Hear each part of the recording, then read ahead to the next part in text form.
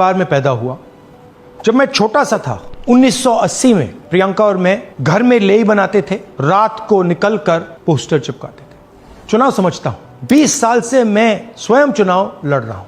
Polling कैसे होती है, पोलिंग बूथ कैसे मैनेज किया जाता है, वोटर लिस्ट, फॉर्म 17, ये सब मैं गहराई से समझता हूं। कुछ समय पहले हमें दाल में काला लगा। चुनाव के नतीजे आते थे, मूड एक तरीके का होता था, रिजल्ट दूसरे तरीके का। मुझे याद है उत्तराखंड में हम चुनाव हारे। बाद में मैंने कैंडिडेट से पूछा कि जहां रोड शो हुआ था वहां जाके देखिए हमें कितने वोट मिले। हजारों लोग आए थे, पोलिंग बूथ में किसी ने वोट नहीं किया। यह असंभव था, यह हो ही नहीं सकता। उसके बाद छत्तीसगढ़ और मध्य प्रदेश के रिजल्ट, हमें लगा कुछ ना कुछ गलत हो रहा है। 2018 में मध्य प्रदेश में चुनाव होता है, हम जीतते हैं। हमारी सरकार चोरी हुई थी। 2023 में चुनाव होता है, मैंने अपने आंखों से भारत जोड़ो यात्रा में देखा, भयंकर एंटी इनकम्बेंसी, और हमें 65 सीट मिलते हैं। इम्पॉसिबल, हो ही नहीं सकता। और फिर महाराष्ट्र में पहली बार हमें सबूत मिला। विधानसभा और लोकसभा के बीच में जादू से नए वोटर आते हैं, और जहां भी इन नए वोटर्स ने वोट किया वहां वोट बीजेपी को गया। महाराष्ट्र चुनाव के बाद जब हमें डाउट हुआ, हमारे गठबंधन के सारे नेताओं ने प्रेस कॉन्फ्रेंस किए और हमने इलेक्शन कमीशन से कहा कि आप हमें वोटर लिस्ट दीजिए, वीडियो रिकॉर्डिंग दीजिए। इलेक्शन कमीशन ने मना किया। ना उन्होंने हमें वोटर लिस्ट दी और ना उन्होंने वीडियो रिकॉर्डिंग दी। डाउट हुआ, क्यों नहीं दे रहे, क्या कारण है? तो हमारे दिमाग में सवाल उठा, क्या इलेक्शन कमीशन बीजेपी की मदद कर रहा है? क्या इलेक्शन कमीशन ही इलेक्शन को चोरी करवा रहा है? इसके बाद हमने एक टीम सेटअप की और हमने उन्हें कहा कि आप जाइए, एक कंस्टिट्यूएंसी में जाके ढूंढिए, सच्चाई ढूंढिए, किस प्रकार से चीटिंग की जा रही है, किस प्रकार से यह काम किया जा रहा है और कौन कौन इस काम को कर रहे हैं। सबसे महत्वपूर्ण बात यह है कि इलेक्शन कमीशन डिजिटल डेटा नहीं देता है, फिजिकल डेटा देता है। मतलब लाखों कागज में वोटर लिस्ट दे देगा, मगर डिजिटल वोटर लिस्ट किसी को कभी नहीं देता। क्यों नहीं देता? कारण क्या है? कारण है कि अगर डिजिटल डेटा मिल जाए तो इलेक्शन कमीशन की सच्चाई पूरे देश को पता लग जाए। हमने टीम को बताया, मैंडेट दी कि आप जाके चेक कीजिए, आप 5-7 सीटों पे पता लगाइए कि चीटिंग हुई, और अगर हुई तो कैसे हुई। टीम ने हमें एक दिन बताया कि 5-7 सीटों पे काम किया ही नहीं जा सकता। क्यों? मैंने उनसे पूछा क्यों नहीं किया जा सकता?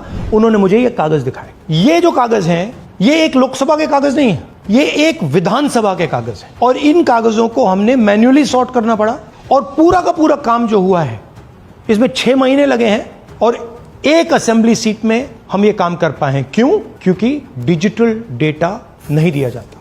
अगर इलेक्शन कमीशन ने हमें डिजिटल डेटा दिया होता तो हम ये कार्रवाई पूरे देश में, हर लोकसभा में, हर विधानसभा में 15 मिनट में करके दिखा देते। हमारे पास अनलिमिटेड रिसोर्सेज नहीं है, इसलिए हमने ये रिसर्च सिर्फ एक लोकसभा में, एक विधानसभा सीट में की। मगर मुझ में अब पूरा भरोसा है कि ऐसी 100 से ज्यादा सीटें हैं हिंदुस्तान में।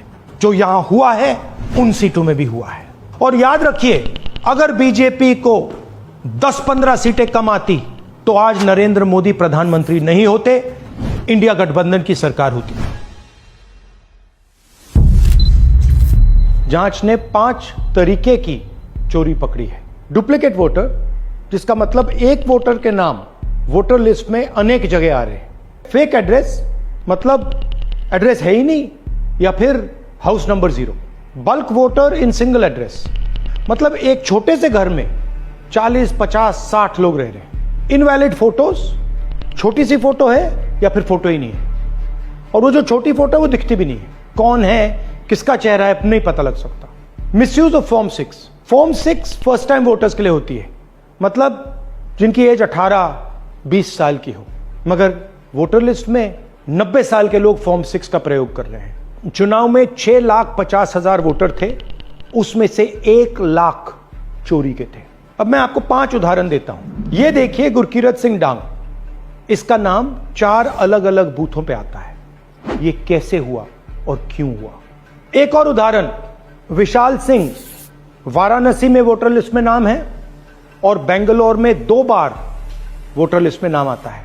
क्या ये वाराणसी में वोट कर रहे हैं या बेंगलोर में वोट कर रहे हैं या दोनों जगह वोट कर रहे हैं। एक और उदाहरण देखिए, हाउस नंबर 0। तो आपने कभी सुना है हाउस नंबर 0? हमने तो नहीं सुना था, मगर बेंगलोर में हजारों हाउस नंबर 0 हैं वोटर लिस्ट पे।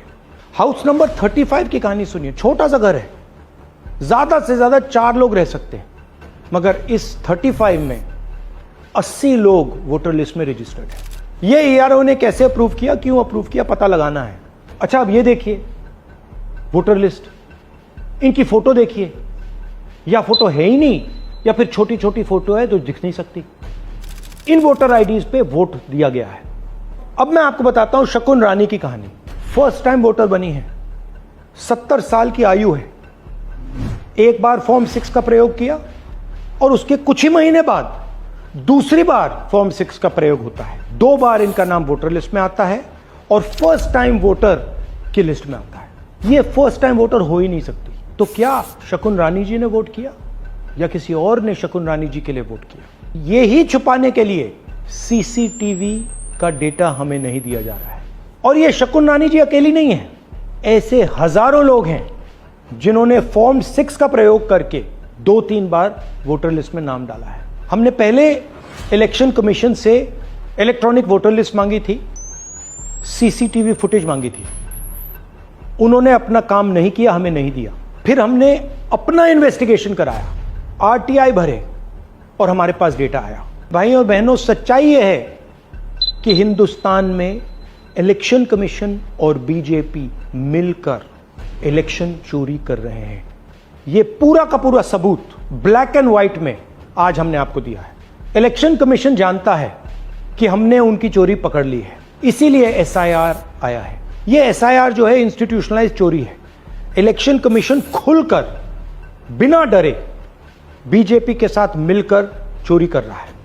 और ये जो एसआईआर है, इसका लक्ष्य गरीबों का जो हक है, उनका वोट जो है, उनसे चोरी करने का है। मैं आपको एक और बात बताना चाहता हूं। इस पूरी इन्वेस्टिगेशन में हमने वोटर एडिशन को देखा है, मगर जितना एडिशन होता है शायद उससे ज्यादा डिलीशन होता है, सबट्रैक्शन होता है।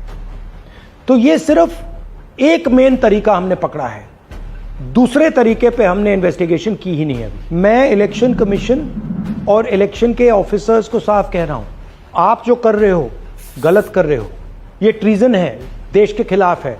ये मत भूलिए, टाइम आएगा हम आपको पकड़ेंगे, बचने वाले नहीं हो। It is critical that we expose voter चोरी।